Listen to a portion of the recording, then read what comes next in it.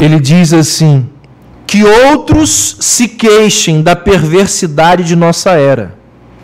Minha queixa é apenas essa: ela é desgraçada, pois na nossa geração falta paixão. Eis a razão porque a minha alma sempre se volta para o Velho Testamento e para Shakespeare. Eles falam de seres humanos que odeiam, que amam, que assassinam seus inimigos, que amaldiçoam seus descendentes por todas as gerações. Mas eles fazem alguma coisa. Ao contrário deles, nos dias de hoje, falta paixão à nossa geração. O preguiçoso, ele é cínico, descrente, indiferente e cético para com a vida e, consequentemente, para com o reino de Deus. Por que domingo de manhã é mais difícil de acordar do que os outros dias?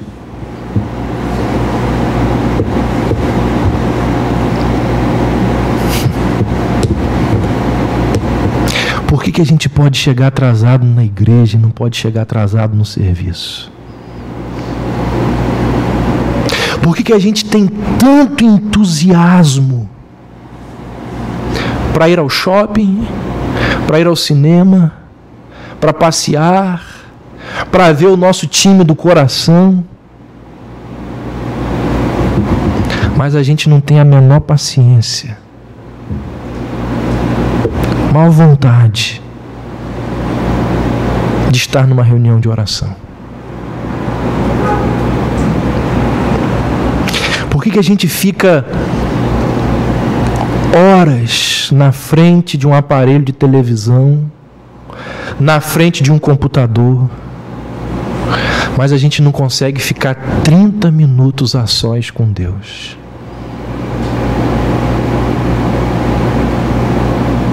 A gente não consegue parar para ler bons livros que apacentam, que edificam, que abençoam o nosso coração.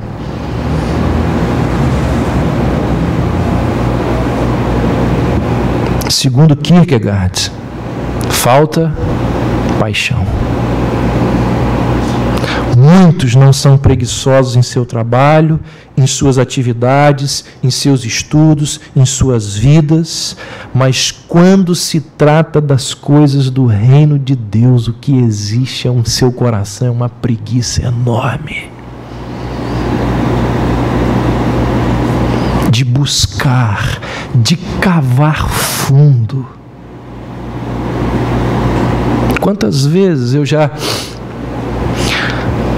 dei assim livros para um novo convertido, aqueles livros mais rasinhos, Água com Açúcar, Max Lucado, começando a ler, vai lá, começando a vida que lê, aí se acostuma com Max Lucado, aí a gente, depois de um tempo, chega para a pessoa e fala assim: olha, tem coisa muito melhor, mais profunda para você ler. Aí você oferece Augusto Nicodemos, Ricardo Barbosa. A pessoa começa a ler: ah, isso aqui está muito difícil, isso aqui é muito profundo. Insiste, leia mais, se aprofunde. Tem preguiça, não cresce, continua, como disse Paulo, no leite. Paulo tem uma palavra muito interessante lá no Novo Testamento para aquelas pessoas que são preguiçosas. Quando ele escreve a sua segunda carta à igreja de Tessalonicenses, ele diz que as pessoas ali daquela igreja, elas estavam crentes, acreditando que Jesus estava prestes a voltar. Elas entenderam, como muitos ali do Novo Testamento, que Jesus estava para voltar. E o que foi que elas fizeram? Simplesmente pararam de trabalhar. Jesus está voltando. Para que eu vou trabalhar? Inclusive, a junta missionária, uma das maiores do mundo, de Richmond, que mandou os missionários americanos aqui para o Brasil, que fundaram várias igrejas batistas, inclusive o Seminário do Sul. Está com essa postura já há algum tempo, não envia mais missionários para o mundo, porque crê que está na época de Jesus voltar. Mas o pessoal lá de Tessalonicenses, eles entenderam que Jesus estava para voltar e pararam de trabalhar. E Paulo então os repreende dizendo: olha, essa atitude de vocês é extremamente equivocada. Vocês não podem deixar as suas atividades, os seus trabalhos, os seus afazeres. Vocês não podem usar a volta de Jesus como desculpa para não trabalhar. Isso é preguiça.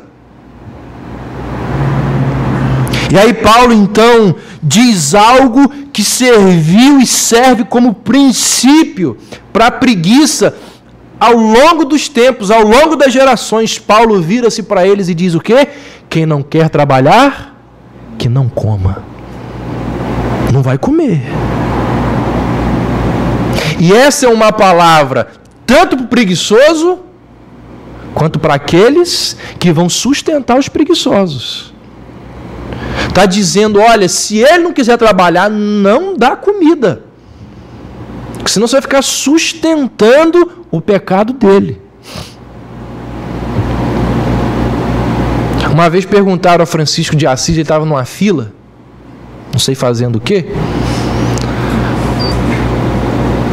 A história não se preocupa com isso, mas perguntaram para ele assim: ô Francisco, se Jesus voltasse daqui a 5 minutos, o que você faria? Ele disse: eu terminaria essa fila. Continuaria fazendo aquilo que eu estou fazendo. Quem não trabalha, que também não coma.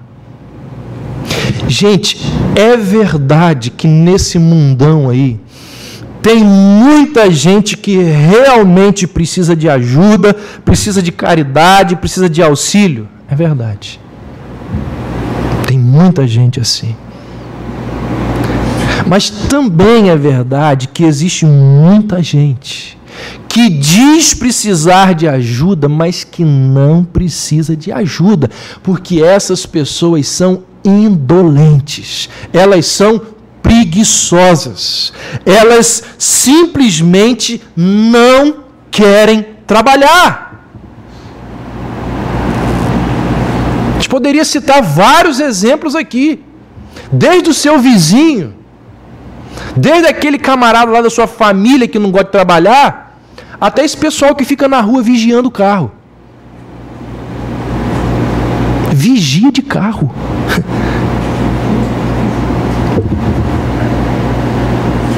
Pedinte em sinal. Viu o camarada que tem no sinal aí de Campos uma receita, acho que de 1.800 na mão dele, comprar um remédio. Beira Valão com Formosa. Você já conhece, né? Quem não conhece aquele pedinte ali? Cara com saúde. Essa semana,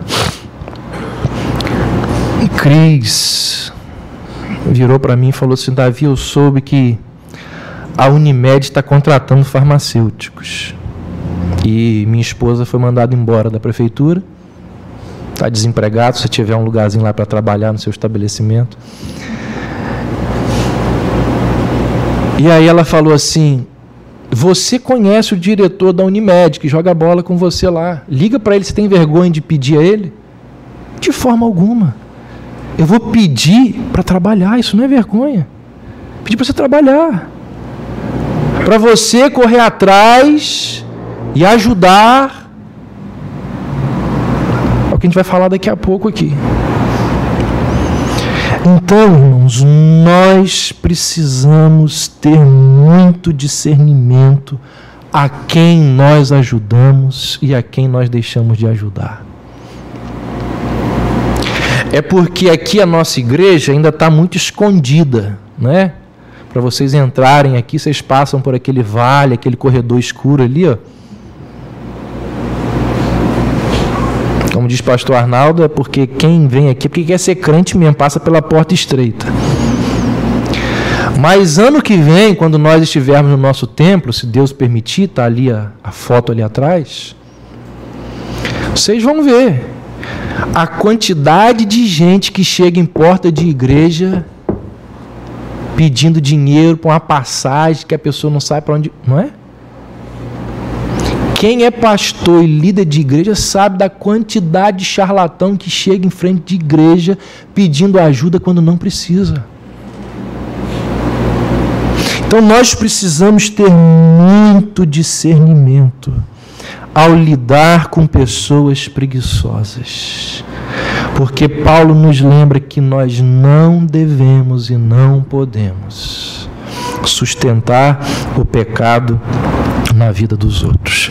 Como diz o velho ditado, nós devemos dar o peixe, mas ensinar a pescar. Qual é o antídoto contra a preguiça? O próprio Paulo diz, nesse texto que nós lemos: trabalho. Trabalho. Quem não quer trabalhar, que não come, então trabalho. E não apenas o trabalho de produzir para ganhar salário, não apenas esse, mas principalmente o trabalho de fazer a mesma coisa todo dia, o trabalho de fazer a mesma coisa de sempre. Isso é antídoto contra a preguiça. Que trabalho é esse? Lavar a louça pela 98ª vez no mês. Escovar os dentes. A gente tem preguiça de escovar os dentes. Léo e Maíra agradecem, mas preguiça. Coisas rotineiras, irmãos, que nós devemos e precisamos fazer. Fazer a comida. Rotina. O básico, o corriqueiro, o de sempre. É preciso fazer, não podemos parar. Trabalho, trabalho, trabalho, trabalho.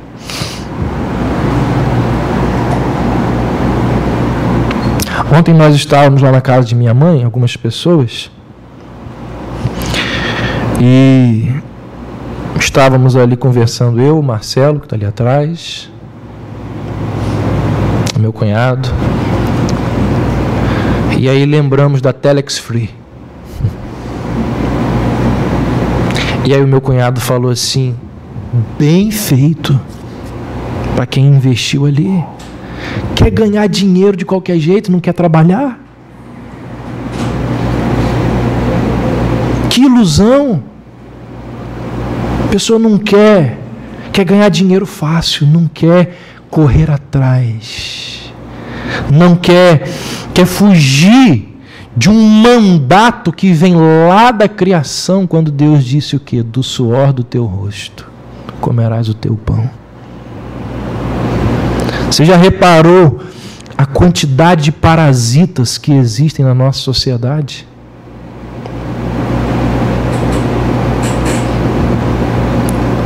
Conhece a VASP? Essa eu vi essa semana. Por acaso, nem estava pensando nisso daqui não. Vagabundos anônimos sustentados pelos pais. Gente que não quer trabalhar, quer viver a vida inteira dependendo dos recursos de outros. Gente que simplesmente não trabalha, não produz nada, não gera nada para a sociedade. Por isso que a preguiça ela é chamada de demônio do meio-dia. Muitos teólogos intitulam a preguiça de demônio do meio-dia. Por quê?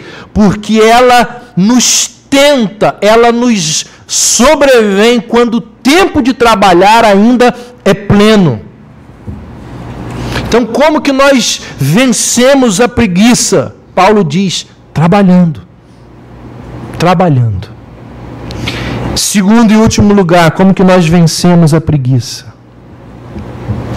Crendo, acreditando que através do meu trabalho eu estou ajudando ao Criador a consertar o caos deste universo.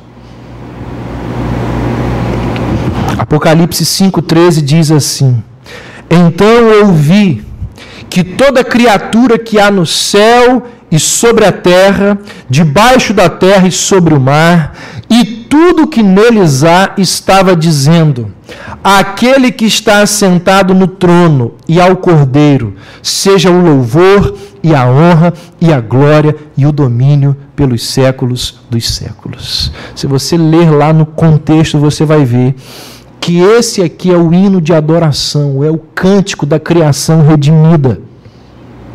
Não apenas dos seres humanos, mas de todas as coisas criadas. E é uma promessa bíblica de que a criação, ela um dia será redimida de forma completa.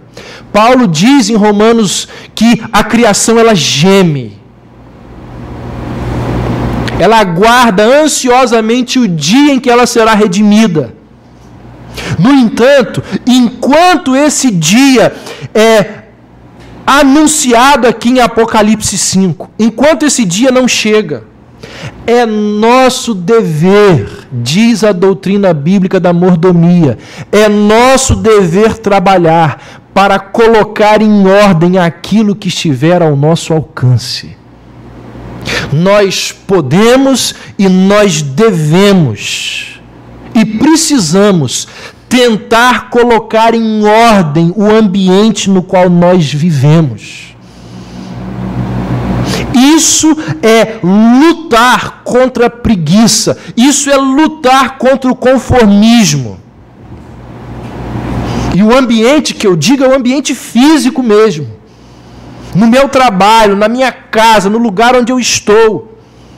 Colocar ordem nas coisas.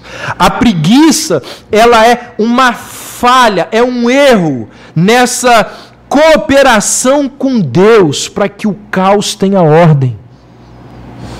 Então, o mínimo que é possível fazer para colocar em ordem o caos que é esse mundo, nós precisamos e devemos fazer.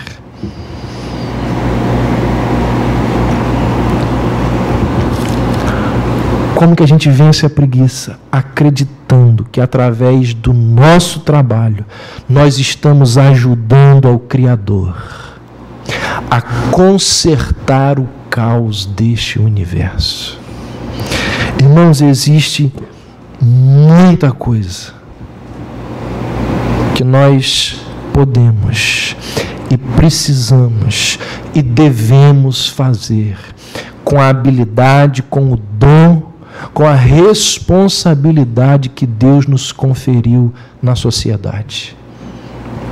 É nosso dever sermos os melhores dentistas, os melhores professores, os melhores comerciantes, os melhores tabeliões, os melhores engenheiros. É nosso dever. O cristão deve ser aquele que faz o que faz da melhor maneira possível. Quando foi resgatada na Reforma Protestante a doutrina do sacerdócio universal dos crentes, Lutero desejava que as pessoas entendessem que todo serviço é algo feito para a glória de Deus e não apenas o serviço do clero. Lutero dizia que aquela mulher analfabeta que acordava 4:30 da manhã para ir lá e retirar o leite da vaca, para vender, para comercializar e levar o leite a orfanatos, a famílias. Ele dizia: esse serviço é tão importante quanto o serviço de um clérigo. O serviço mais simples que ajuda a colocar ordem no caos, ele é tão importante, tão sagrado aos olhos de Deus, quanto o serviço de um pastor, de um reverendo, de um líder de uma igreja. Nós estamos ajudando ao Senhor a colocar ordem no caos que é esse mundo. Por isso, que quando Paulo escreve aquela igreja, não sei se foi a igreja de Colossos, ele diz assim aos escravos: sirvam aos seus senhores da melhor maneira possível e façam isto como se vocês estivessem servindo a Deus. A Cristo, o Senhor, servis. Então o crente, aquele que entendeu a doutrina bíblica do sacerdócio universal dos crentes, de que todo serviço ele é digno aos olhos do Senhor, ele fará o que faz da melhor maneira possível, porque ele faz para Deus. Ele não faz, conquanto ele faça para o patrão, primeiro ele faz para Deus. Antes de estar ganhando o pão de cada dia, ele entendeu que aquele serviço é uma ajuda ao Senhor para colocar ordem no caos. Então ele não tem preguiça. Então ele vence a preguiça. Que Deus nos ajude a estarmos atentos a esse pecado tão sutil que ronda as nossas vidas. Que Ele nos auxilie enquanto nós estivermos diante da letargia espiritual, que eu falei no começo, e que Ele nos desperte e nos transforme em homens, em mulheres que batalham, que trabalham, que defendem, lutam pelas verdades do seu reino e ajudam, colocando ordem no caos desse mundo. Mente vazia, oficina do diabo. Que a gente não tenha a nossa mente, a nossa vida vazia, para que Satanás não tenha vez, poder sobre as nossas vidas. Amém.